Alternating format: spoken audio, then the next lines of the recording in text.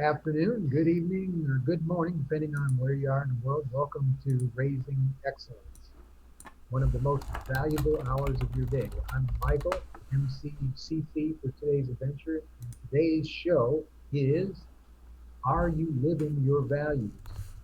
Continuing on step two of our own Tim Flynn's Foundations of Self-Discovery. Be aware it is Wednesday, and this is the heart of this week's focus. So we are continuing to talk about values and how one can integrate them with your actions. With me today is two of our fellow hosts, Agnieszka, our psychosomatic illuminator, Hello, welcome. and Willow, our trauma consultant. Hi, everybody. And with that, if you are viewing and have questions or comments on our live podcast here, please feel free to ask questions or leave us comments. We will try and get to them as we can. So, just to get off the ground here, we're continuing our discussion of values and in our daily lives. And today we're talking about a time study that Tim introduced us to. Does anybody want to talk about a little bit about their experience in regard to evaluating their own time and the use of their time? I don't know, these time studies end up consuming me. I start off with just looking at my time, and then I start psychoanalyzing myself and trying to dissect what I could be doing better and how I could be doing better, and then I'm focusing on my flaws, and I'm not focusing, and then I'm thinking, okay, well, you're the director, so if you're over focusing on the things that are not being done the way you want them done, then direct. This is your invitation to direct your life. And that's where I'm at. Ask me again tomorrow. I would agree. That felt like my biggest challenge was just having the mindset to be mindful of what I'm spending my time on. Since starting a new routine, I had to add in like how many hours am I going to jujitsu? How many hours am I working? How many hours am I spending working on the podcast or getting content to most of my own personal research ends up being my content. So that's a, 2-for-1 there. I have to be kind of honest. And then the biggest problem for me was realizing how much time I actually stood frozen. I would be on my phone and I'd be like trying to move away from my phone, go take a shower, and I'd stand there for 20, 30 minutes and just be staring at nothing. And I was like, you only do this when you're alone, and it's really weird.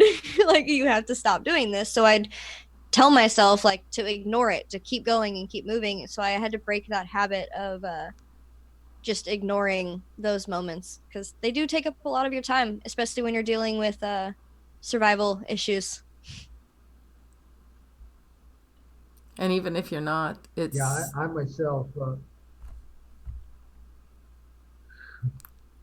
myself, I definitely feel the pain in regard to being able to clearly define what I'm spending my time on, because it is one which there's a lot of different things going on, especially with the modern world of technology and stuff. There's always messages coming in and distractions taking place in which, if I'm looking at a particular hour and I'm trying to think, what did I do for the last hour? There's probably like 10 or 11 or 15 things that could have gone into that last hour that involve a lot of different things. And this is where I thought one of the things that may be of interest is how do people really manage their time effectively, because it is rather difficult these days to actually determine what you're going to do with your time and actually do that. And I think it's also brought on by like societal standards. My friends with young children, I hear them express it a lot, where they're like, I'm not getting all of the dishes done, and now it's causing disruption in my family. I just had to tell my friend the other day, I was like, if you're out for 2 days and all you can do is take care of yourself and take care of your daughter and maybe cook food, if you, for the people who can't make food, the young children, you're doing good. You're doing exactly what you should be doing. and you have to get over that need to be better and need to fulfill all of the goals or none before you can even begin to be mindful. I don't think society values really productive alone time. Like when you're alone, you're supposed to be on your phone or answering messages or possibly answering emails and talking to other people. You're never really allowed to sit and reflect on what you want to do. What are your true values in life? Yeah, and it's funny because that whole thing where um, we're constantly striving to get better, and you're supposed to strive to get better in order to be better, but at the same time, you're not supposed to strive to be, or like, there's one way of striving to be better that's constructive and elevating and makes you feel stronger and that you can achieve more. And there's another way of striving to be better by comparison, negative comparison with your neighbors or other people whose situation we might not even understand. But we're like, oh, look, she's so much better at that one thing than I am. You know what I mean? Um, and and so there, like, how do we find a better way of balancing this, of creating a situation where we know how to follow the road to betterment without judgment? Maybe not Well, without judgment. oh, Oh, Sorry? sorry. I'll be sorry. quick. I was going to say, maybe not without judgment, but having better discernment in our judgment because we are judging creatures. That is what we do, and you cannot change our nature. If someone walks up towards you, your first thought is going to be, what does this person want? You can't help it. Like, you want to figure things out.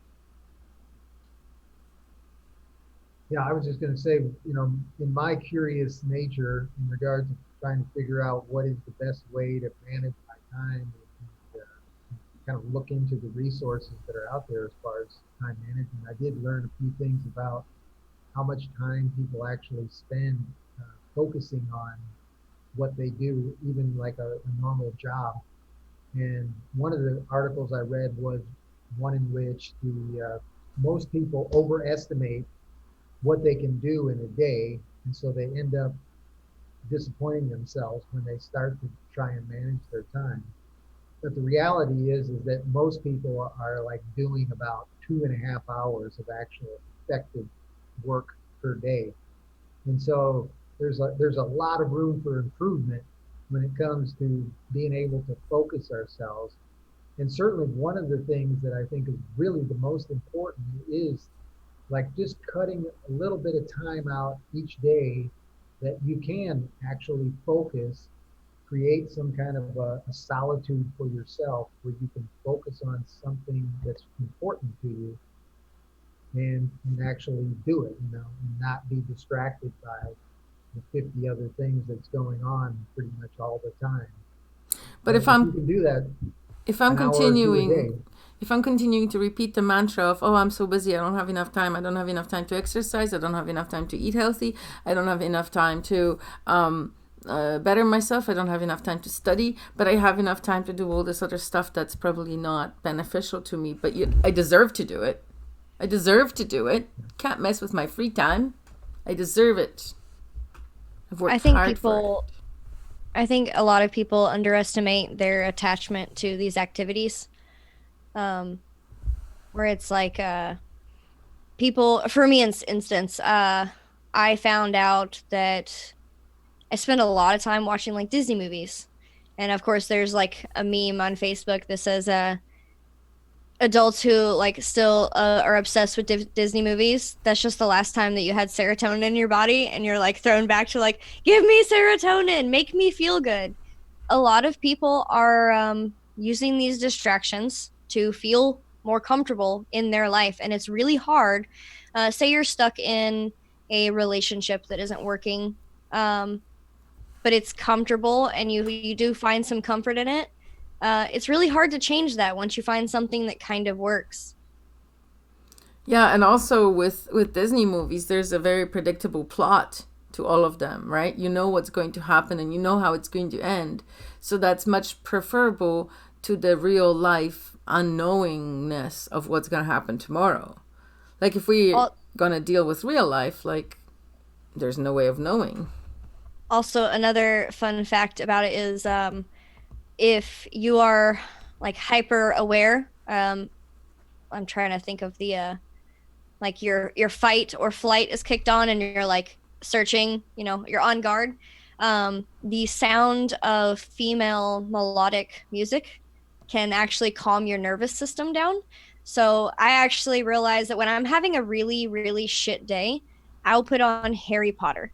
And it's mostly, I will sleep through the entire thing. I've seen it all a million times. I've read all the books a million times, but I will put it on to sleep.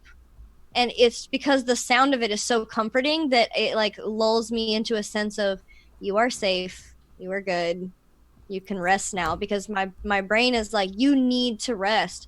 And a lot of people don't want to acknowledge that maybe they are extremely exhausted because they're dealing PTSD literally is an activation of the adrenal glands over and over and over again. You can get adrenal fatigue. It can cause chemical imbalances, but it isn't caused by a chemical imbalance.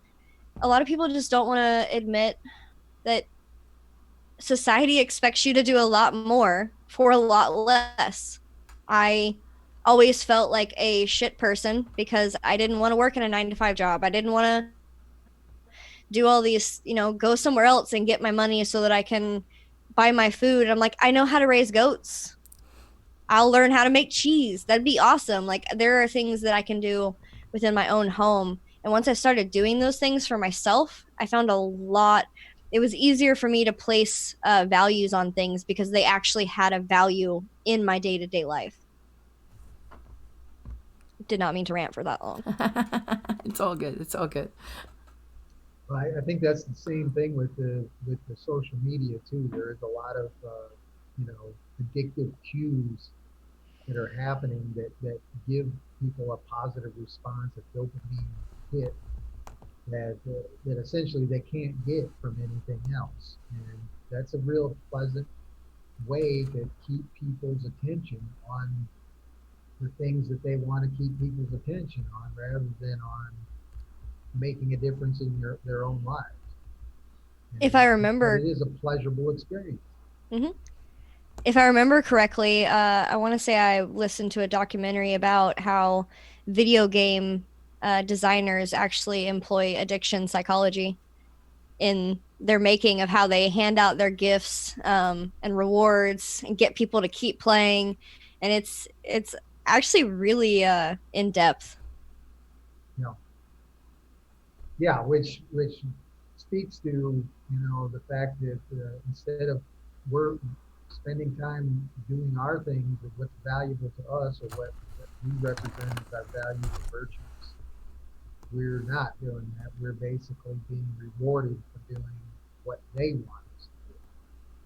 Well, yeah, and there's a lot of programming. Like, we're supposed to worry, but we're not supposed to succeed, right? Just look at any cover of the magazine. You're supposed to try all these diets and you're supposed to do this, but at the same time, you deserve to feel good. So you deserve the dessert. So it's like a loop, right? Feel bad about having had the dessert that you deserve in order to feel good, but then you feel bad. It's like, I don't know, it's a roller coaster. No. Yeah, well, it's very similar to the cocaine or any other addiction where you get that limited high for a short period of time, and then you get the downside, the other side of it, and it gets worse because you need more to keep that feeling going. And This is sorry, I keep cutting you off. no, go ahead. I just get excited because I'm like, this is a really common symptom in people who bypass the fight or flight and they go to posturing, which is numbing. Um, a lot of times they get so used to not feeling that when they do feel, it's like they'll feel intense sadness through a song or intense joy. And you see it a lot with veterans who go out and suddenly are interested in racing motorcycles because it's the only time they feel alive. It's similar because just by stepping into those emotions, you can trigger your body to release the chemicals just like you would in a physically dangerous environment. You can get addicted to feeling your trauma over and over again because it's the last time that you felt alive. And it's really, really sad, but I mean, I've seen it be just as strong, if not stronger than a chemical addiction because no one really knows what it is. So it's just like they get so used to it and no one ever mentions it. So you can't even be like, "Oh, hey, you're popping a bunch of pills. Do you think that's a bad idea?" Like that registers as a red flag and this doesn't.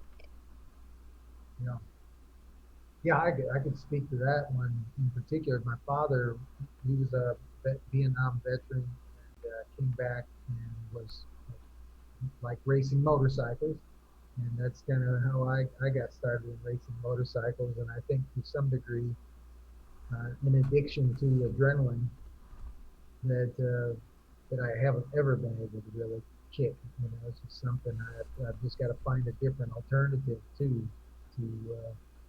I still got to have that adrenaline hit some way.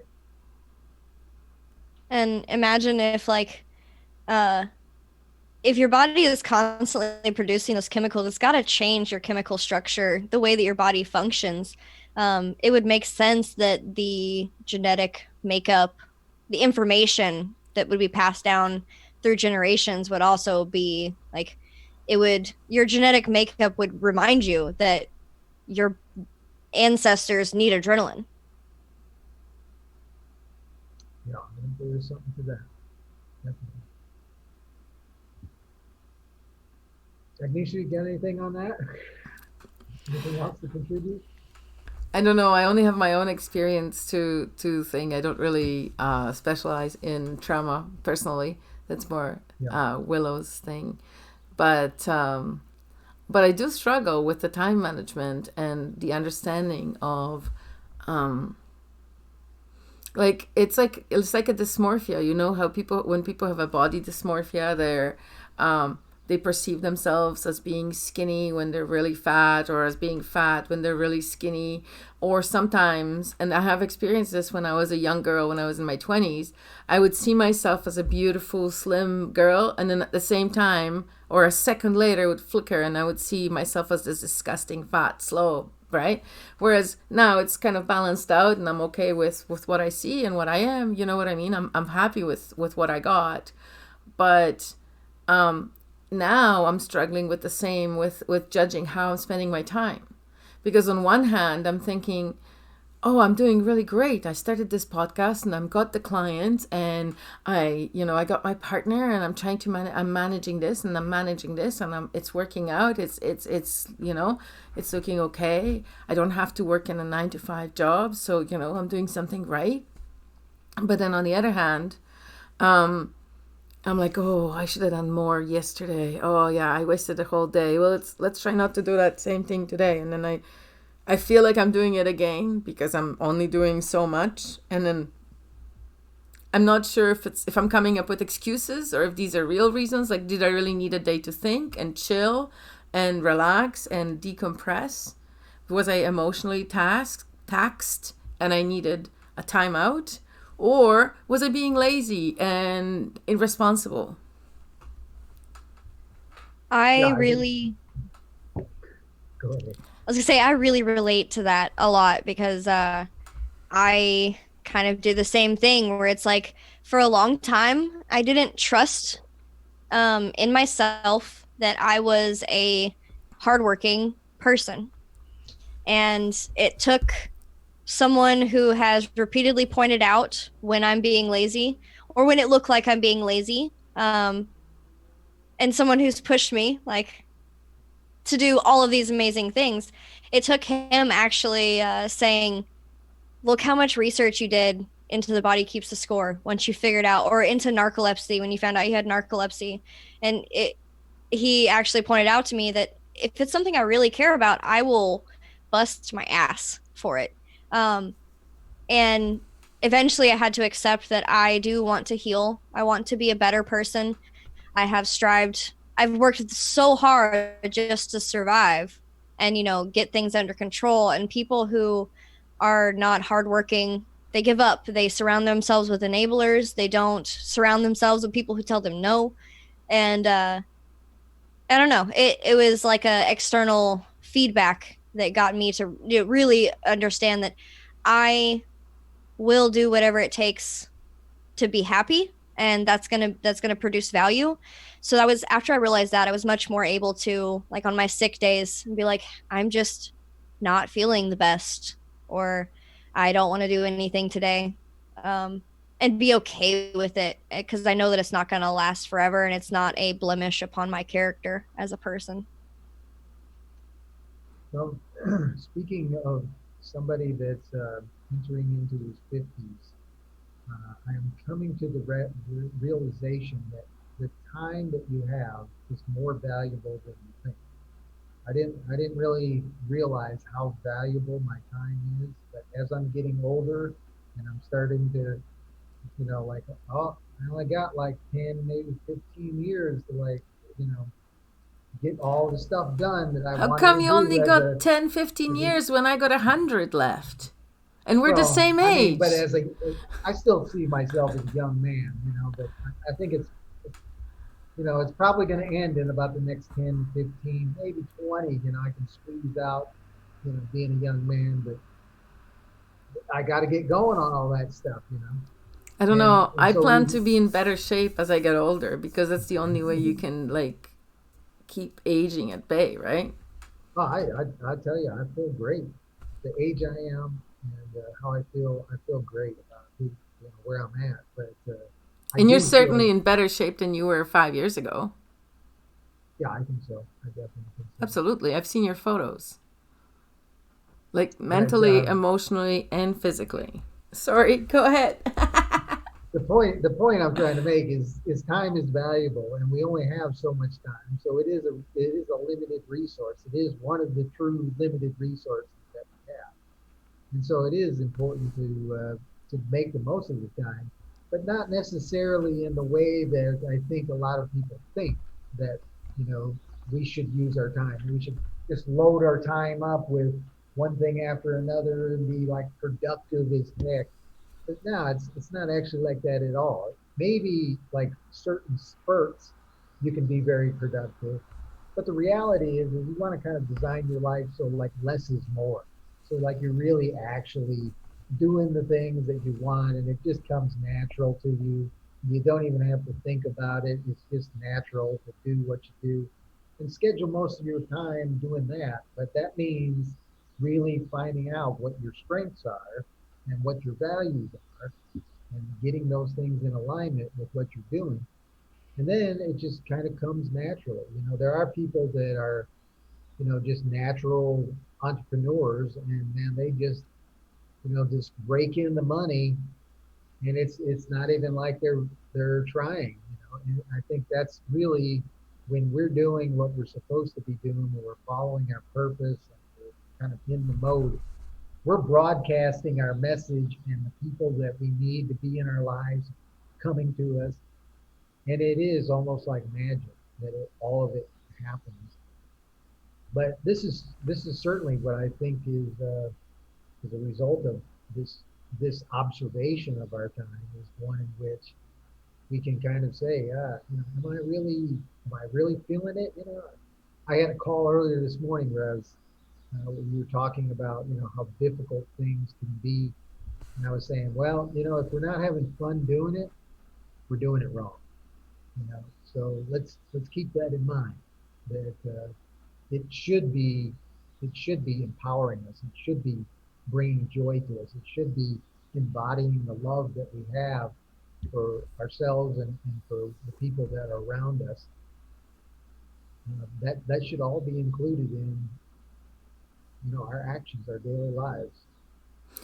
Yeah, and the other thing that I was thinking is this. So I'm in menopause, right? So my hormones fluctuate. There's all these weird things that go on with my brain, my body, whatever. If I choose to take a day out to deal with these hormones, right? Or to deal with feeling weird or whatever, uncomfortable.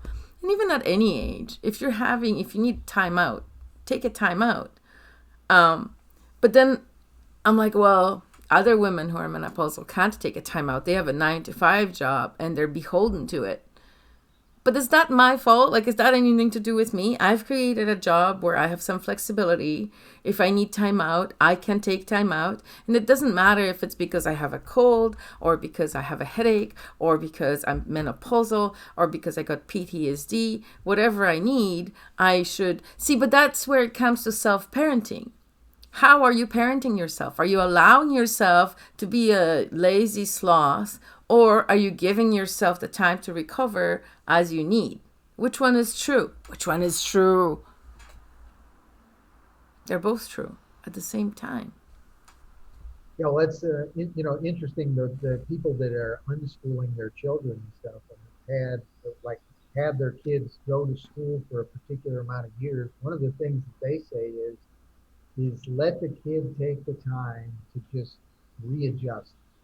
And so if that means playing video games for 6 months to get them to the point that they're back to being curious about, what is really interesting in life that they want to pursue, that may be what it takes. And for a lot of us, it's going to take a lot more. I know for myself, when I decided to call myself semi-retired, it probably took me a couple years to really get to the point, because I ended up, I thought, I'm just not gonna do that anymore. And probably within 6 months, I was like, I gotta do it again. I just can't. I don't know what else to do. I gotta go back to work. And so I did that for another year of going back to the rat race, and then coming back and saying, no, absolutely not. I'm not falling for that again. And then I was, to the point that I could actually change myself and start to relax and start to, think about what are the other priorities in my life and how do I incorporate them. And it still took me years to get to the point that I really felt that, maybe it is today. So maybe we're talking 12, 15 years that I'm really starting to feel like I am who I am supposed to be. The other thing that I've tried to do in the last few weeks is to follow my intuition. What do you feel like doing right now? Do this. What do you feel like doing right now? Do this. But then that also comes with a layer of judgment. Well, I'm not sure exactly how this will tie into your last comment, but um, I think it revolves around this idea that human beings are irrational creatures. Um, and that would make sense if, like, if you've never met a 4-year-old, say you're an alien, you've never encountered a 4-year-old, they're wild and dangerous. Um, and they're throwing a tantrum because, say, for instance, this has actually happened to me. I threw a tantrum because a purple crayon was not in its place. Just, it seems irrational. When I actually had a conversation later, I realized that I was like, why did you think that? I asked my mom, I said, why did you think that I was upset? I was like, does that sound like me? Did it sound like me to be upset that the purple crayon is not in its place? I don't care if anything is in its place. I'm 4 years old. And I was like, rationally, to me, the only thing that made sense was someone chastised me very sternly or harshly for putting things out of place. And all of a sudden, I was really concerned about making sure that everything was in place. Human beings are not irrational creatures. We do things rationally. So if you're making an excuse for me, I'll be like, oh, I needed extra sleep. I didn't make my jujitsu class. And it's like, okay, well, maybe there's a reason I'm avoiding that jujitsu class. Maybe there's something that happens on these days that makes me just not feel comfortable going here. Maybe I should figure that out. But it gets caught up on the like, I'm just not doing enough. I'm different than everyone else. Everyone else can do these things, or they don't have the choice. I should too.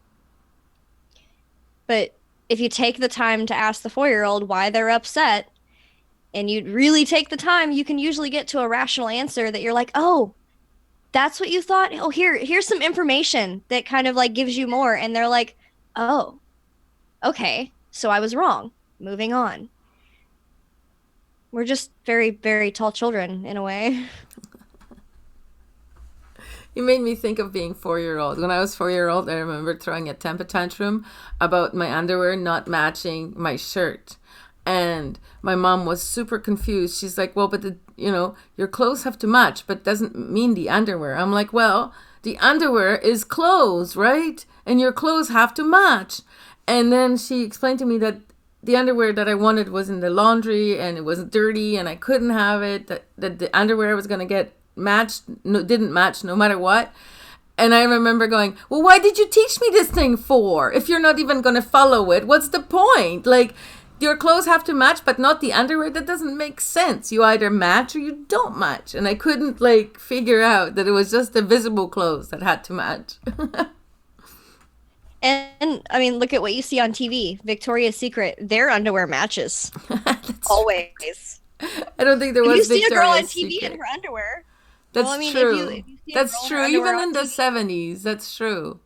and even if it's like granny panties, I bet you they're the same color. That's true. They always have fancy underwear on TV. I think my underwear that day had dinosaurs on it, so they just were not the right color dinosaur. Purple, not pink. I Well, remember. Go ahead. No, go ahead. I was going to say that, part of what you were saying there was something that I heard recently in a kind of a self-help diatribe that Jim Rohn was talking about. And what he was saying is that you need to give yourself time for reflection on a daily basis, on a weekly basis, on a monthly basis, on a yearly basis. You should always try and put a period of time away to really reflect and teach yourself how to reflect on what's going on in your life and what's going on in your day. And so that, to me, that sounds like what you were talking about earlier, Willow, in regard to being able to step back a little bit from an intense situation and, and do that. Because if we do it for ourselves, we can probably train ourselves to be able to step back from these other situations in which like other people engage us, and it turns out to be a positive for everybody, not just ourselves, but also for our relationships.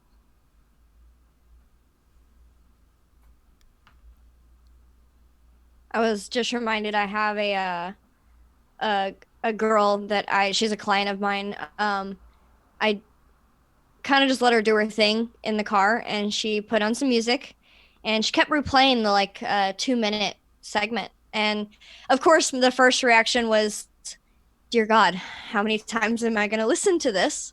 And then all of a sudden, after I was just like, you know what, whatever. It's not a terrible tune. It's no words. And then I realized that there was notes changing, and every now and then it goes silent, and she go do do do do do do, and she was creating music on her phone and then playing the same like 2 minute segment. I was like, that makes sense why you would play the same thing over and over again if you're creating music. And it took me a second to be like, oh, she's just doing what she wants to do, and she's not like doing what everyone else wants to do, which is usually share music and listen to it mutually in a car. And I was like, but this is kind of cooler. I get to watch her literally make music. It, Nice. I don't know. I don't think people take the time to step back and be like, get past their own emotions of like, why is this person doing this? Why is this my life? Why am I feeling like this? Perspective. Absolutely.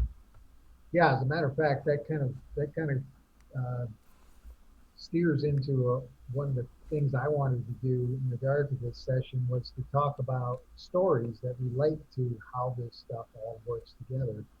And I think that's one of the things that I think we can do a better job of in regard to for our audience is kind of throw out compelling little tidbits of stories that might fit into this particular category and give them a little bit more basis where maybe they can grasp on to the value of the information that we're trying to provide. But certainly that's one, in which it's a beautiful story, where it just it makes so much sense, and it's such a nice little compact. thing that that brought you joy via just taking a little bit of time to understand. Yeah, I think that snap judgment can often get us in trouble, right? Oh, I don't like this. I'm going to run away. I remember one time starting to work in an office and not liking this one lady. And I just did not like this lady. Every time she walked into the room, I would inwardly groan, like, oh, again. You know what I mean? And I ended up working in this office for a few years. And then after a few years, I still didn't like this lady, but I liked her. Like, the feeling I had about her annoying aspects was the same. I didn't like how she was annoying. I didn't like how she did A, B, C, D, E. But I also learned all these other things about her that I actually liked. We had a lot in common. And we hung out sometimes and we had coffee. And as long as we didn't talk about these few things that really annoyed me, she was quite all right to have around. Like, it was not a problem. But it took years for me to go, oh, that woman, oh my God. And I would tell my husband, I'd be like, oh my God, I went to work again and that woman was there and she had coffee and she sat at the table next to me and she was talking. It was so horrible. But when I finally was able to separate her, things I didn't like about her from the things that I liked about her and just focus on what I liked, we're still friends. Not close friends, but we say hi every now and then. So Yeah, I guess I can relate to that too. I had a kind of a boss supervisor when I was working for a architect and engineering company that his main thing was no excuses. I don't want to hear an excuse, and it's just so difficult and like but there is a good valid reason. I don't want to hear an excuse, just get it done. Oh. But in actuality, that was a really good thing for me because it got me to cut through a lot of the BS and justification for like a poor quality job versus just do it right, just take responsibility and make it happen, and don't worry about the excuse. And it did make a difference. So yeah. that's interesting. How do you do it? No reasons, no explanations. No, there was a thunderstorm and it all blew away and I had to order new ones. You can't say that. Just say they disappear. You can't even say the planks disappear. You just have to say, not ready, will be ready tomorrow. Well, I think in a lot of ways you've got to readjust. You can you've got to take more responsibility. And you just got to like whatever the problem is. All right, I'm solving it. I'm not waiting. I'm not saying, hey, hold on. I got this. What are we gonna do? Well, I still got to get this thing done. How are we gonna do it? Take the next step. Call somebody else. Whatever. Figure it Let's out. just move on. Figure Yeah. it I, out. re- I really had to get over my aversion to people telling me to not make excuses. And I was like, I get the concept, but when I can't even wake up enough to comprehend who you are, where I am, what am I drinking? Is this last night's cup? I don't know. Like, I don't know anything. Like, when I'm in that state, it's sorry, and lost my train of thought. But it's a medical condition for you, right? It's not an Yes. excuse. It's like your brain does some messed up hormones and suddenly you're not like connecting. But see, this is okay. Thank you. This ties me back into got over my aversion to the word excuse, because I was the day I decided to quit my job at Target. You're responsible for this. So if my life falls apart, it's all your fault. Oh yeah, that's right. That's right. Blame other people. Um, Good lead. Good example you're exactly. leading by. Yeah. Cheers to Do as I that. say, not as I do.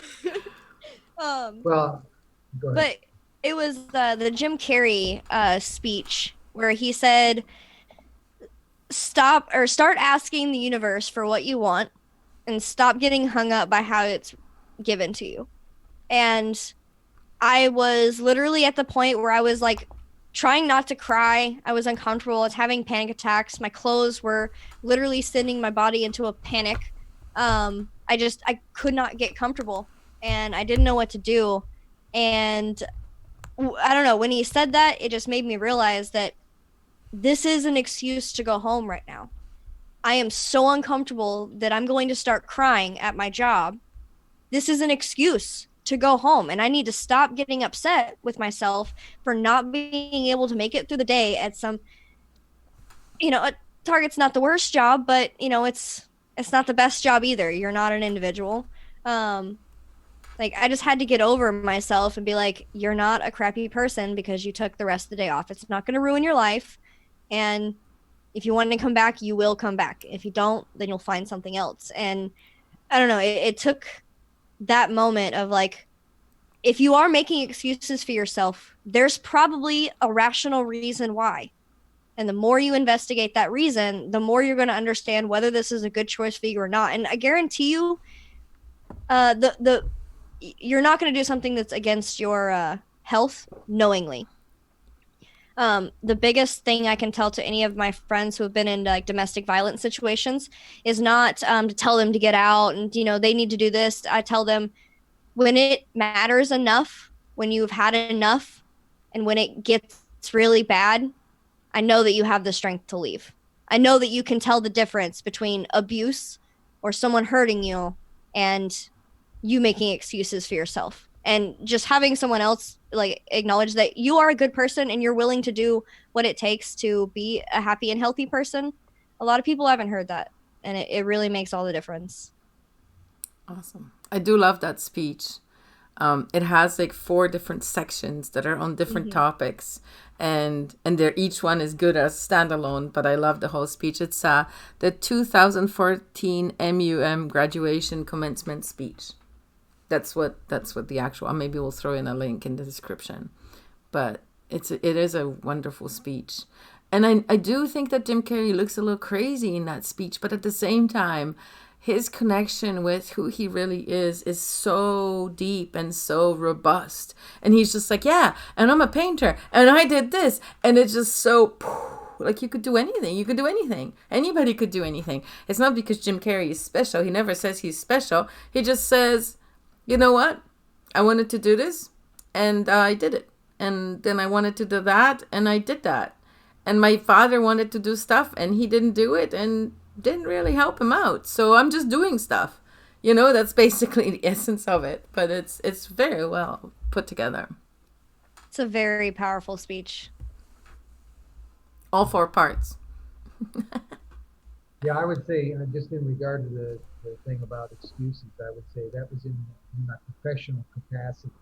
So there's certainly a difference between who you are in your own particular life versus what you're doing as a profession.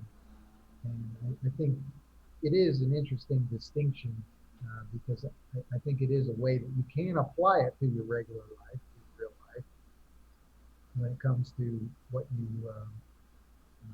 how you deal with excuses or how you deal with fear um, in your But professional career. But that's not the new way. The new way is to take yourself and all your talents and brand yourself as a person and provide all these talents to the universe. You don't have to it's no longer a thing to separate your work life from your personal life. You can just be who you are. I think it's an interesting concept. I heard about this yesterday. Well, I'll tell you a little bit about something I'm doing with my journaling. Since we decided got our values, I've taken that opportunity, like at every page, at the top of the page, I write down what my values are. So I write at the top: excellence, passion, collaboration.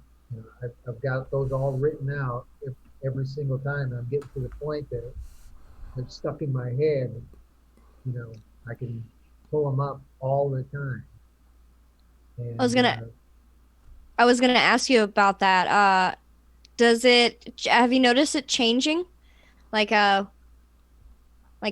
you continue to write your values every day, are there any days where you're like, you know what, today I'm going to reorder these. One seems more important today, or even unconsciously, or even switch out certain words. I don't know. I'm pretty, I thought that was going to happen because like I selected like 50 words and I thought, oh man, I'm never going to get to the end of this, you know? It's going to be constantly like floating all these words because I like a lot of them. But once I actually decided on them, like and grouped them together into the words and then kind of said, okay, well, which is the best word that describes all these to me? Then it was like, oh, okay, I got it. You know, and that was, I think, a pretty good decision. I don't know if it really needs to be rearranged or anything like that, but I do find that like when I'm talking to people and something comes up, I it enters my mind, you know, like collaboration or something like that when I'm dealing with other people. I'll be like, you know, collaboration. Collaboration is like you know, the maximum of cooperation and assertiveness. You know? It's kind of like the definition that pops into my head.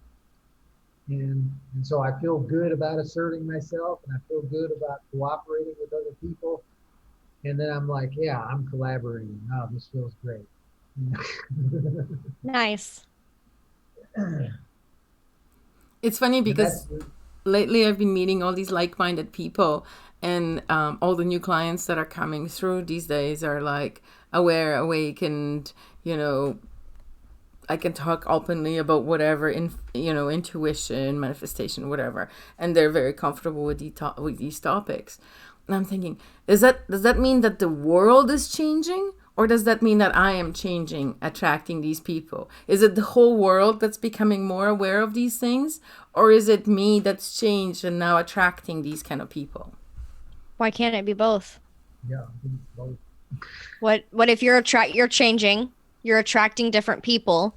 That's going to cause a ripple effect. I mean, if it's going to affect your, like, I mean, visually that makes me think that we're all in a pond and you're just like one thing that's moving. It's going to ripple out from there. It's going to eventually change the surface of it at the very least. I mean, I'm Yeah. bubbling up to the top and creating concentric circles that affect the world.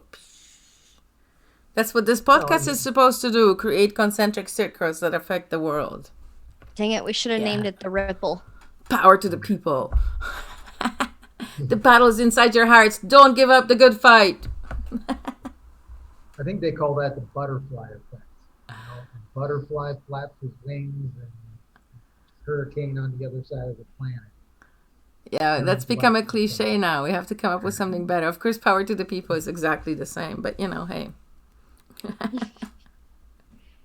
All right. Well, I think we're closing out on our time frame, but I really appreciate the discussion we had today. I think we really kind of tackled a lot of different things. I don't know if we actually specifically hit on Our like the struggles topic, with time? but Absolutely.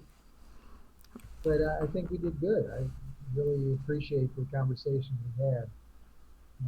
Did you see any comments or questions There from have not our? been a comment, but there's been several people listening, so on and Okay, on. great. Yay. So, Great. We're happy Wonderful. to have you. So no absolutely. questions and answers. What are we going to do about Thursday's show? Uh, So we, we're we kind of continuing. we're doing the time study. We're kind of Yeah, we're going to be figuring out talking how about our values work. conclusions. We're also going to have Dennis there, so he'll be talking about how it went for him, and maybe Tim as well. So they'll have valuable contributions. You'll see. I can see into the Okay, future. sounds good. So with that said, then and I guess you've been doing face reading things on the weekend too. So Yeah, and I have another one yeah, scheduled for this week, this weekend, Saturday. So look for that. Look for a replay. And I'm not sure if Joshua will want to do a follow up, but maybe he's gone on to read King Warrior Magician Lover as a result of our face reading. So nice. yeah, it's a great book. Okay, well then stay tuned to our Thursday show. That will be at 7 p.m. Eastern Time Thursday, and I don't have anything else. So have a wonderful day. Enjoy yourself and take care, everybody. Hope this is valuable. Sounds good. Take care, everybody.